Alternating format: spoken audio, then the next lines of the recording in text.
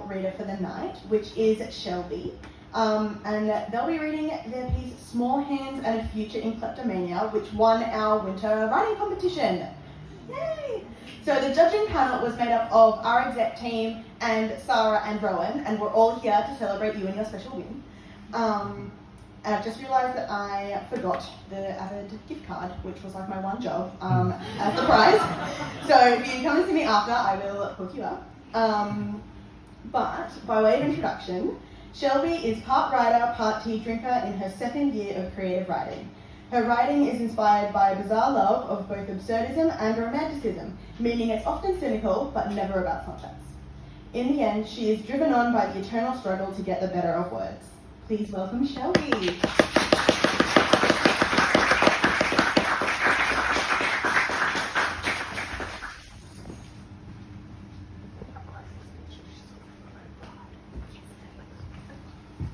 Hello. That's so short. Sorry. You can move it out. Just to it? Yep. Yeah. Yep. Yeah. Oh, okay. Getting weird flashbacks to when I did music in high school. Yeah, so this piece is called Small Hands and a Future in Kleptomania. Okay. Fog settled into March, allowing me to crawl from under fans, dripping from melted ice. I stuffed down my shirt all summer, emerging, bare feet, onto the effervescent green of grass after rain, when soil is rich as perfume. I glided down the stairs railing, in a black graduation gown I donned as a witch's cloak, picking herbs of mint and coriander, grazing for dandelions and ripping up chunks of grass and yellowing leaves. I'd throw the collection into a black cauldron, adding a splash of water. With an eruption of giggles and dreadful poetry, I worshipped nature and mischief, lighting the potion with fiery incense. This love of magic sprouted from my sweet Irish grandma, a Catholic by name but a Celtic at heart. She was a witch of nature and a bottle of red. I must confess, I believed in fairies like I believed in God, in words alone, typically shared between relatives. At 10, I stood at the altar in a lacy white dress, holding a candle self-decorated with golden stickers. I repeated after the priest deliberately. I presumed as my candle extinguished, a holy ghost may come down, bolstering my faith. Instead, I became overly aware of how bizarre a stone cathedral with stained glass windows and an organ is, when there's a McDonald's down the street and a car dealership around the corner, a car dealership which we crashed into on our way to the Holy Communion rehearsal. It wasn't a serious crash, but the car model badge fell into the gutter and I pocketed it. When next I placed a wafer on my tongue, I prayed it would slip down with ease, fearful of the repercussions of chewing Jesus. Of course, all hell broke loose when it superglued itself to the roof of my mouth, as there was no chance I'd wash it down with a swig from the goblet of backwash indentures. Thankfully, it turns out there are no immediate consequences for disembodying the Lord, but without this undeniable proof of thirsting into flames, my faith rather unraveled like a cat against toilet paper. Effectively, perhaps I didn't give Catholicism much of a chance, but magic would be a lasting love. Grandma showed me how, with steady, gentle hands, you can construct homes of leaves and twigs. She had an honest belief in fae that didn't need proof which I needed, but all I found there was air that sweated in overpowering masculinity. Her melodic tones hummed under Grandpa's forceful snark and English cynicism. Being the youngest and meekest, I often sat on the kitchen lino patting Meow, their sulky black cat, while attentively listening to the clash of concrete versus blind faith. Alternatively, my baked and scratched skin could be spotted flickered in between the green, my first sacred place, an oak tree, whose trunk was wrapped in a fairy ring of stones and wooden planks I climbed and perched myself on were embedded, as if the tree welcomed its guests.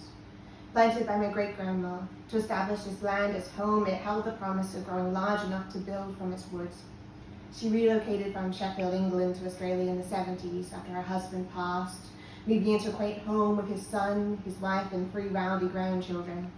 While the oak remained a sprout during my father's youth, forcing him to jump the fence to mount the neighbor's tree, it was mighty enough for her great-grandchildren to invest.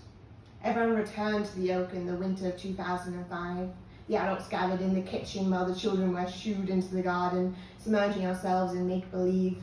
We egged each other on, jumping out from round corners to build up the looming threat of our goose-mark-inducing villain, Barkwood. I do wish to distance myself from his naming, but so would all my cousins. The sight of 7 of us clinging to branches and dangling from the rope swing was unusual, but death has a way of bringing people together. The day after at preschool, while mucking around playing hopscotch, I mentioned my grandpa's death like a weightless remark to fill in a moment of silence. I was 5, and while I howled the day my budgie died, I failed to grasp the depths of loss of shed blood. We snuck into his shed and stole supplies and decorated the tree in his memory. It rather appeared as if a tornado had blown through than a piece of art, as fishing rods, nets, and tools hung like charms from the branches. Our parents eventually came out, eyes wide, and it felt magical. It felt real. Only a year later, we gathered there for the last time, the tree's wood remaining as a promise, sold to a new family. I went around the yard that day, slipping a painted rock into my pocket and tearing a foam bird from my grandma's basket. I was 6 and couldn't understand what it meant to see my father cry for the first time, but it felt like something that was mine was being given away. A few years later, when we detoured through that street as if called by an echo of our past, the tree was gone, presumably dug up and tossed away to allow for a larger yard. Our garden transformed into a replacement mystical land by dangling fairy homes and macadamia trees, leaving out cupped leaves of milk, building bird baths and hanging braided scoobies in hidden nooks. Grandma told me magic was real, and I was determined to find it, within my fence constraints. My legs dangled from tree tops as I transcribed and sketched out laws of mystical creatures into key-locked diaries, knowing my mother wouldn't be able to drag me down from this height. I would sing my hands, lips, and tongue purple while scoffing mulberries rather than head inside for lunch, and the symphony of stomach grumbles only inspired a new understanding of hunger as a survival game. One night, my sister and I, still in our uniforms, crouched in the window's light at the bottom of the stairs. I watched in awe as she plucked chilies from my father's special pot. She held them with the care of a sweet creature before gutting them, scooping out the seeds and placing them in my outreached palm. "These are the best bits," she whispered. Being 2 years younger and indestructible, I naturally poured the lot in. My mouth teleported into Mount Vesuvius, rapidly leading to my discovery of the false promises of water and the mystical remedies of milk.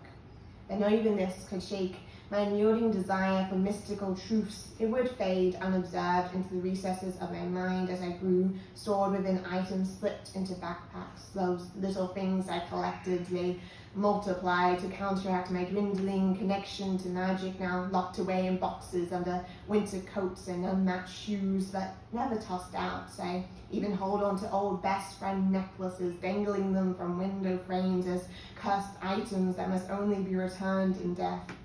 I'm 15, wrapped in the softest blue blanket that wasn't meant to be taken off the couch while toddling off to bed.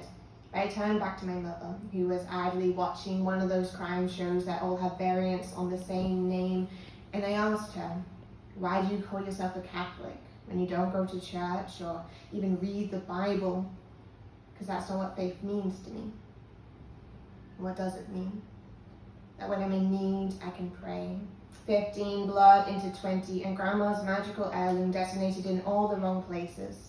I went from praying on pink sunsets, swinging my legs over balconies, to muttering under the full moon while engulfing poems in flames. And once I mixed banana and honey, sloshing it across my face and dripping it onto my friend's bathroom tiles, but that dissolved into swigging dregs of that comical concoctions under the stars. One night I laid my crystals in a cup of tea to charge under the full moon and contemplated why witches live alone. I would share with you my dreams from that time, but I'm afraid they all ended in my gruesome demise and I'd scare myself. But after all this time, when breathing felt like suffocation, I still turned to magic first. And under the covers, I let myself pray without the scrutiny of proof, and I cried for my grandma's loss. I remained wandering without the certainty of faith to cling to, but what I know to be true is that Sir Arthur Conan Doyle believed in fairies, like his father who wrote about meeting fae while in Sunnyside. And I can't help but share in his desire to remain hooked on fake proofs of unraveling the red string from one witch's finger to the next. Ooh, you.